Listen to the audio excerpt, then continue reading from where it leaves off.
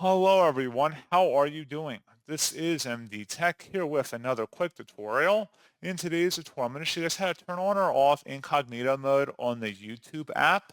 So basically, if you just want YouTube to not keep track of your watch history and just browse anonymously, YouTube is still keeping track of what you're doing, but it's not going to show up in your watch history basically. So this should hopefully be a pretty straightforward process here, guys. And without further ado, let's go ahead and jump right into it. So all you have to do is sign into the YouTube app and select the U icon in the bottom right corner. Once you're on this page, select where it says turn on incognito up at the top.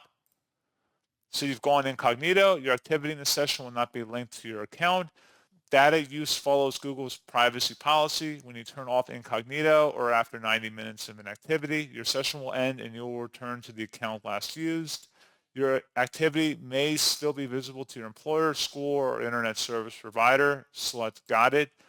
If you want to get out of incognito mode, you can just click on the U button in the bottom right and select Turn Off Incognito. So pretty straightforward process, guys. And as always, thank you for watching. I do hope I was able to help you out, and I do look forward to catching you all in the next tutorial. Goodbye.